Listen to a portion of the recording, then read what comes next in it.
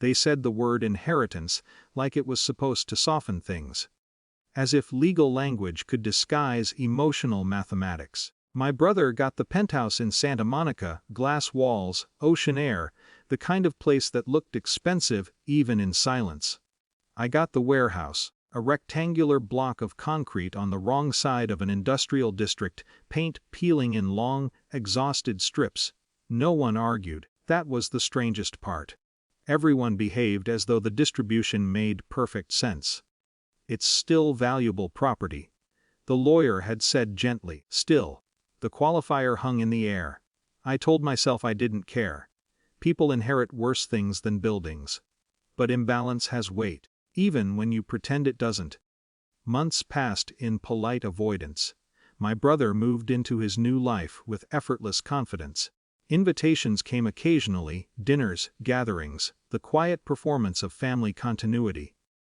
The night it happened, the city was asleep. 2 a.m. has a way of magnifying everything, the hum of appliances, the distant rush of traffic, the small sounds of tension building inside ordinary rooms. We had argued, not loudly, just enough. It started with nothing, it always does, a comment, a tone, something about wasted potential. Then, "You're trash." The word landed with surgical precision. No hesitation, no anger, just certainty. The room didn't react. The ocean beyond the glass remained indifferent. "Get out." I remember staring at him, genuinely unsure whether I had heard correctly. I'm serious. There are moments when humiliation feels oddly abstract. As though it's happening at a slight distance from your body. I didn't defend myself, didn't negotiate, didn't ask. I picked up my jacket, walked out. The hallway outside his penthouse felt unnaturally quiet, thick carpet absorbing even the sound of dignity leaving. The warehouse was cold. Industrial cold.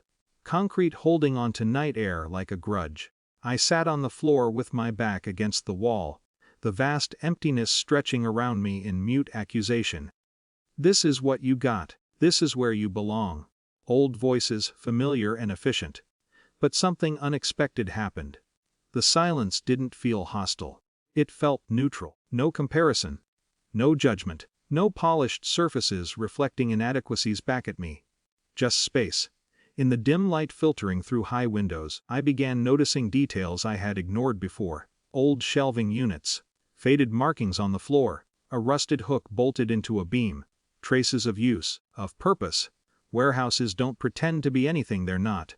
Days blurred into a strange, improvised routine, cleaning, sorting, exploring corners I'd never bothered to examine. That's how I found the wall. It didn't announce itself as secretive. No dramatic clue, no obvious irregularity. Just a section of drywall that felt slightly newer than the surrounding concrete. Curiosity is a quiet force. I pushed. Nothing. Pushed harder. A dull, hollow sound. The kind that shifts something inside your chest. The first strike of the crowbar echoed unnaturally loud. Dust bloomed into the air, fine and choking. The drywall gave way with reluctant resistance, fragments collapsing inward. And then, I froze. Not because of treasure. Not because of money. Because of order. Behind the wall sat rows of meticulously labeled storage boxes. Neat. Deliberate. Preserved. My mother's handwriting stared back at me from the cardboard. Bank documents. Property records. Personal letters. Folders thick with papers. The air felt suddenly thinner. I pulled out one box at random. Inside the files. My name, over and over. Insurance policies, investment accounts, trust arrangements. Carefully structured. Carefully hidden. Carefully unequal. The pattern emerged slowly, like a photograph developing in chemical silence. The warehouse was never neglect. It was protection. Assets shielded. Funds allocated. A long-term plan I had never known existed. Not favoritism.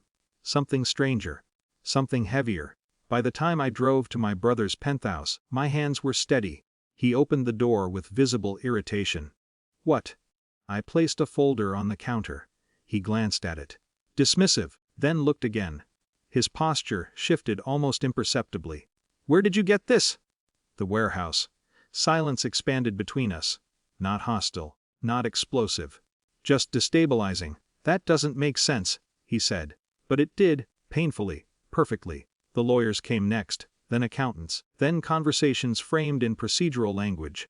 No screaming. No dramatic collapse. Just facts aligning into consequences. The penthouse, it turned out, wasn't the prize my brother believed it to be. Structures are rarely visible from the inside.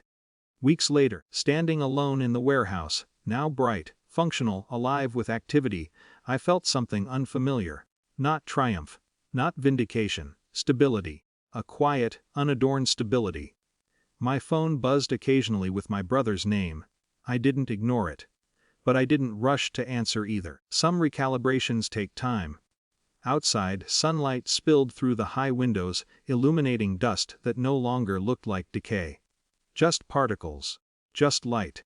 Just space that had been waiting, patiently, to be understood.